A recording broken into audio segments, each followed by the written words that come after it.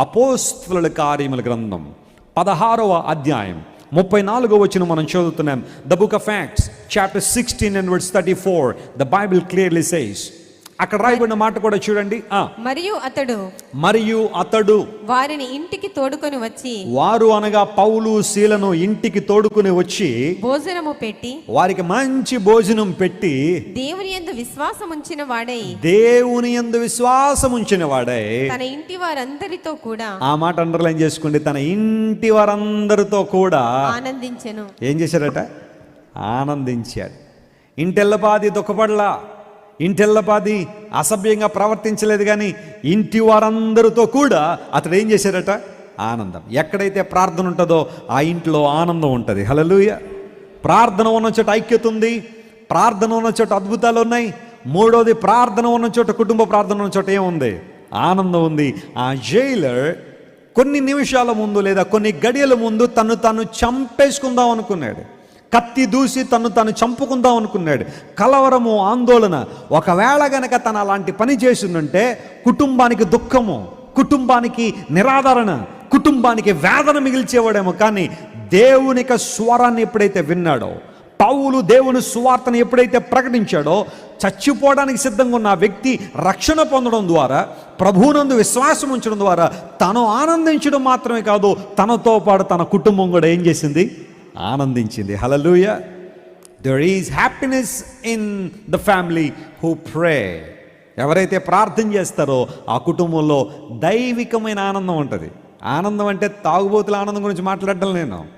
కొంతమంది కుటుంబం అంతా తాగేసి రకరకాల పాటలు పాడుతుంటారు ఇంట్లో వచ్చి. ఆనందం కాదు నేను మాట్లాడుతుంది. అక్రమ సంపాదన దండిగా వస్తున్న ఇళ్లలో ఉండే ఆనందం గురించి నేను మాట్లాడడంలా. దేవుని ఆత్మ నివసించిన గృహాల్లో ఆనందం తొణికిసలాడుతుంది. కుటుంబమే ఒక పరలోకంగా. నేను చెప్పాను, నువ్వు ఎప్పుడైనా పరలోకాన్ని చూడాలనుకుంటే కుటుంబం అంతా దేవుని విశ్వాసం ఉంచి ప్రార్థన చేస్తున్న ఆ ఇంటిని ఒక్కసారి చూడు. పరలోకపు నమూనాలుగా ఉన్న కుటుంబాలు భూమి మీద చాలా ఉన్నాయి. ఎస్ డియర్ ఫ్రెండ్స్, అందరూ కలిసి ఆనందించారట దేవునిలో. That is God's plan for you.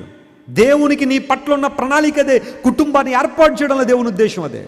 నువ్వు అనుక్షణము కలవరంతోనూ, చింతలతోనూ, ఆందోళనతోనూ ఉండాలన్న ఉద్దేశం కాదు. And let me tell you, నీ కుటుంబంలో ఎంతమంది ఉన్నారని కూడా నేను అడగట్లేదు. ఇద్దరు ఉన్నారా? ఇద్దరు ఆనందంగా ఉండండి. ముగ్గురు ఉన్నారా? ముగ్గురు కలిసి ఆనందించండి. నలుగురు ఉన్నారా? నలుగురు దేవుళ్ళు ఆనందించండి.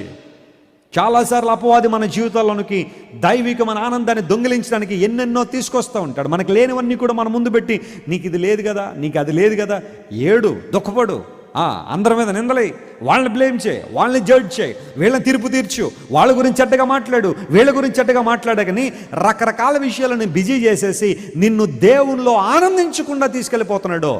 బ్రేక్ చేయి, రాత్రి ఆ స్పిరిట్ని బ్రేక్ చేయి. I want to rejoice in the lord with all my family. నా కుటుంబంతో కలిసి నేను దేవుని ఆనందిస్తాను. నేను చెబుతున్నాను, ఏ కుటుంబంలో అయితే కలిసి ప్రార్థన చేస్తారో ఆ కుటుంబంలో దైవికమైన ఆనందం తొణికిసలాడుతుంది. హల్లెలూయా. దేవుని ఆనందాన్ని అనుభవిస్తావు. నేను ఒక మాట చెబుతాను చూడండి, దేవుని ఆనందం ఉన్న చోట మనకేమున్నా లేకపోయినా మనం సంతృప్తిగా ఉండగలుగుతాం. అవునంటారా కాదంటారా? దేవుని ఆనందం లేని చోట ఎన్నున్నా కానీ వాటి ద్వారా మనుషులకి గొడవలు, గందరగోళాలు, అభ్యంతరాలు ఇలాంటివే ఉన్నాయి తప్ప వారు సంతోషంగా ఉండలేకపోతున్నారు.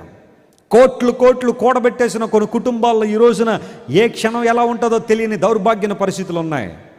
కానీ ఇల్లు ఒక పూరిపాకే కావచ్చు, ఒక పెంకుటిల్లే కావచ్చు, సింగిల్ బెడ్రూమ్ ఫ్లాటే కావచ్చు, లేదా డబుల్ బెడ్రూమ్ అపార్ట్మెంటే కావచ్చు.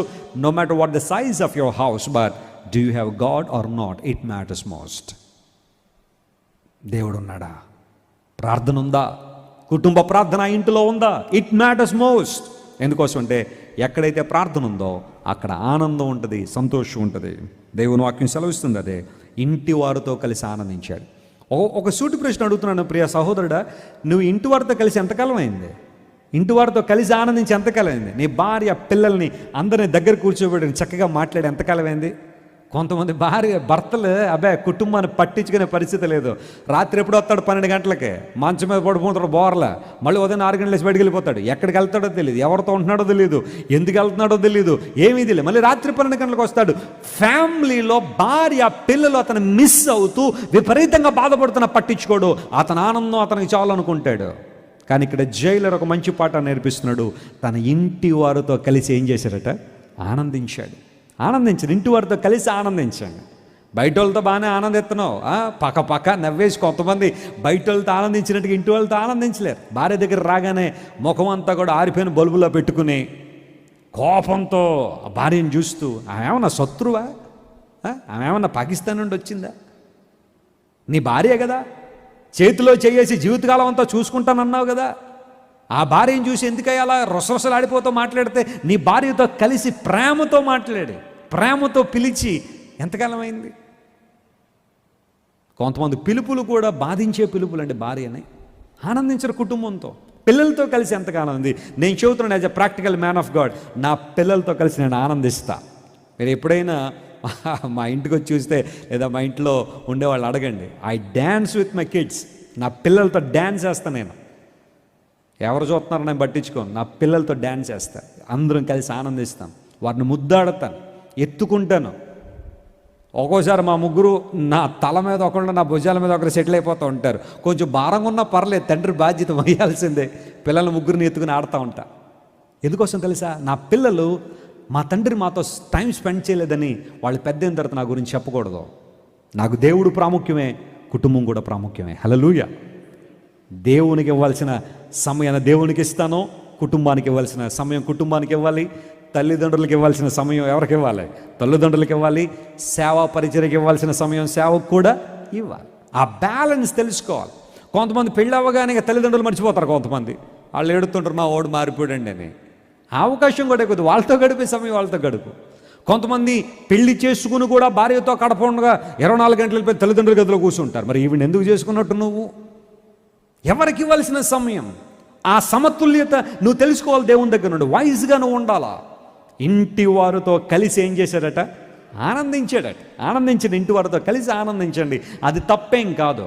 ఇంటి వారు అందరితో కలిసి ఆనందించడం తప్పేం కాదు. ఎప్పుడైనా అవకాశం కుటుంబం అంతా కలిసి ఎక్కడికైనా వెళ్ళండి, ఒక రెస్టారెంట్కి వెళ్ళండి, ఒకరోజు చక్కగా అందరూ భోజనం చేయండి, హ్యాపీగా ఉండండి. అందులో పొరపాటేం లేదు.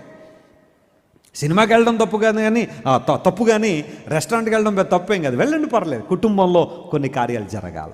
ఇంటి వారితో కలిసి ఏం చేశారట? ఆనందించారు. ప్రార్థన, అందరూ కలిసి ప్రార్థన చేయాలి, అందరూ కలిసి దేవుని మందిరానికి రావాలి, అందరూ కలిసి సంతోషించాలి.